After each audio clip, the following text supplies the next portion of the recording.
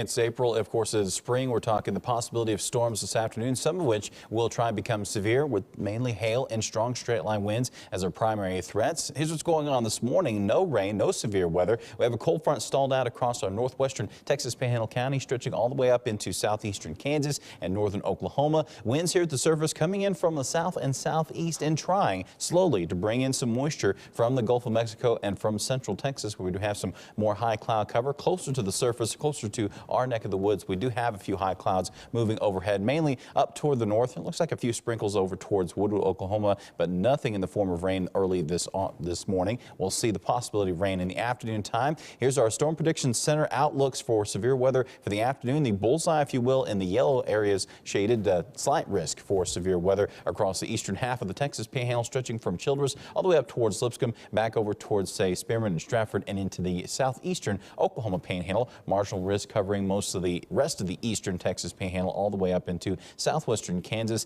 And those in the light shaded green areas, including Amarillo and Canyon, well, we're going to be on the dry side of the dry line, so the possibility of storms is just not that great. For our friends off towards the east, afternoon time, say from 3 p.m. on until about 9 or 10 o'clock tonight, we'll look for the possibility of storms with the energy enough for large hail, quarter size or better, and strong straight line winds up around 58 miles per hour, maybe up towards 60 miles per hour instead. A tornado threat, well, we can't completely rule it out. This is April after all, and we won't have quite all the right elements to see a better chance for tornadoes, but of course reef spin up not completely out of the question. Or again, we're talking the afternoon and evening time, and once again mainly the eastern parts of the Texas Panhandle. Here in Amarillo, I think we'll be on the dry side of the dry line, so we'll miss out on any of the heavy rain or storms. We're currently at 48 degrees. You can see where that cold front is having the effect on our northwestern counties. Dalhart at 37, Clayton at 38, and at Guyman more like 43. Boise City at about 39 degrees, Keys around 40, 50 degrees instead in Borger and Canadian, and we're at 47 in Pampa,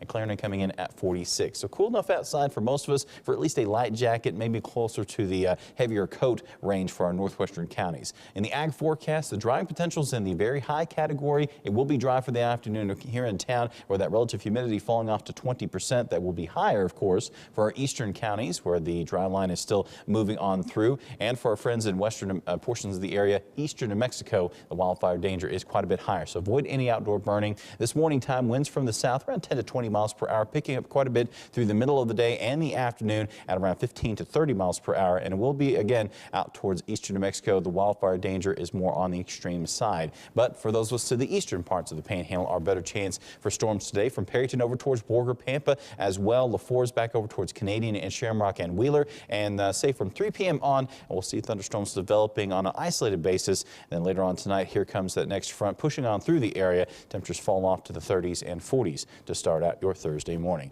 So again, this afternoon, stay on alert for severe weather. If you haven't already downloaded the KAMR weather app, you can do that for free in your app store of choice, and you can get those severe weather alerts in the middle of the night. Now, most of the action will be before, say, midnight tonight, but you can get severe weather alerts on your phone as they are coming around. Again, here in town, 77 degrees. We'll see our storms off to the east on Thursday, cooler with high of 72, back up close to 80 on Friday and Saturday, and Friday, another chance of storms across our eastern counties. You can check out that 7-day forecast once more and the interactive radar at myplains.com.